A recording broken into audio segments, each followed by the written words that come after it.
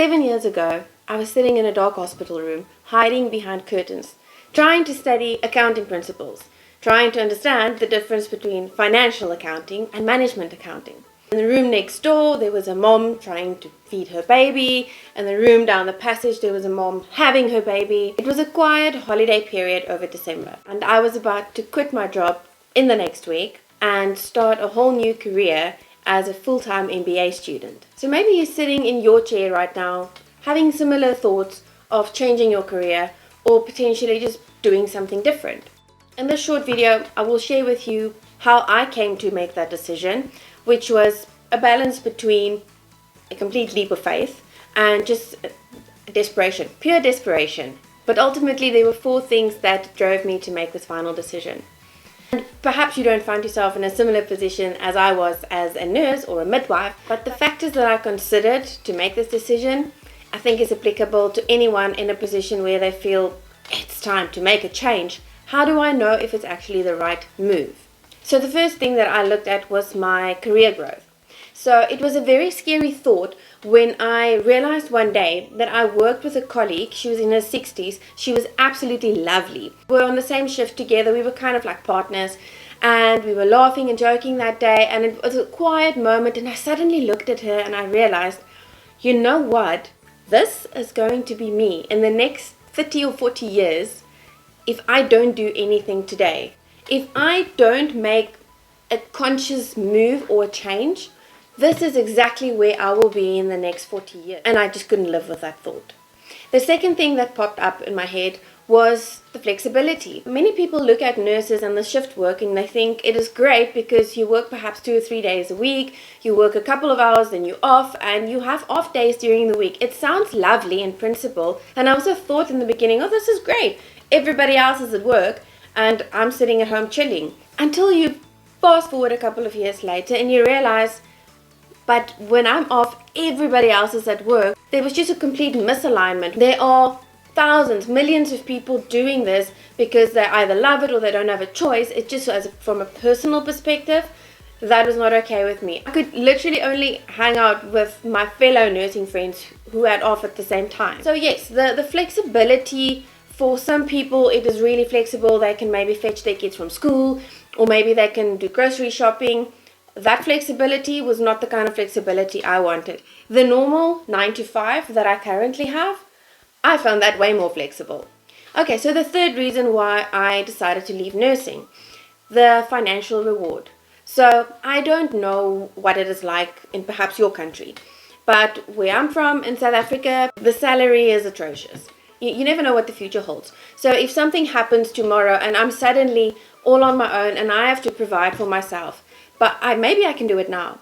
But if I have a family, can I continue to provide for my family in my current circumstances, or am I always going to be dependent on having a partner to carry me financially? And while that is perfectly fine for other people, it just didn't resonate with my own personal goals. I had to make a choice to decide I want to be more financially independent. I did not like the feeling of being financially dependent on someone else, so I had to make a call. And then the last reason why I decided to quit nursing, it's actually a really funny reason.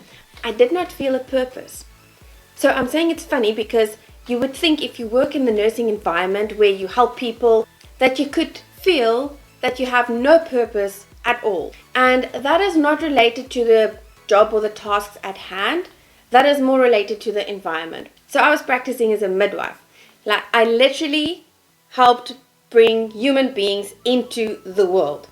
So from where I'm sitting years later, I think to myself, how do you not feel a purpose in that at all? Isn't that like one of the things that could potentially give you the biggest feeling of having a purpose, helping bring human life into this world? Well, yes, but it depends on your mindset, and it depends on where you are as a person and how you're feeling in the environment that you're working in. There was a huge lack of resources. I'm talking like physically, the tools that we needed to help with the births. The staffing, we were constantly understaffed. The consequences of all of this was that if I couldn't do my job properly, it was not just a case of, you know what, I made an error, it's a typo, I will fix it, or I will just resend the email or recall the email. It was nothing like that. There was a human life at stake, either the babies or the moms. And if any of those had a bad or fatal outcome, it meant my job was on the line. Not having the necessary resources to keep myself covered and as much as possible risk-free for myself was not something that I wanted to subject myself to for the rest of my life. And obviously my husband was aware of this. And then this one day I remember we were sitting watching something on TV and he just mentioned it and he said to me, "You should do an MBA." I distinctly remember laughing at him. I was like, "Dude, you're crazy. That's me, an MBA. Yeah, but they will never accept me. That will never happen." And that was kind of the end of the conversation. But he brought it up again. He planted a seed. And at some point, that seed started to grow. And I started Googling, what is an MBA? What does it mean? What can you do with it? What do you need and able to apply? And I constantly found myself lacking in everything, in skills, in experience. They always wanted someone with management experience. So I had a really hard time convincing myself that this is something worth thinking about, not even worth pursuing, just considering potentially doing. But if I say I spent months, I literally spent months researching, finding every night in bed. I would go on my phone, Google MBA and just read and try and watch YouTube videos, which is kind of why I'm making these videos, because I couldn't find what I was looking for to actually tell me what can I expect from it, what would I learn from it, who is it really for. So one day my desperation reached an all-time low and I decided just to take the plunge. It was a pivotal moment for me because there was zero self-belief, zero confidence, zero belief in any capabilities that I might have had. But I decided, you know what, I'm going to do it. The big realization for me in that moment was that I have nothing to lose. I can get a no and I will be in the same position I was before, just now I need to find another opportunity. Or I could potentially get a yes, and that might just change my life.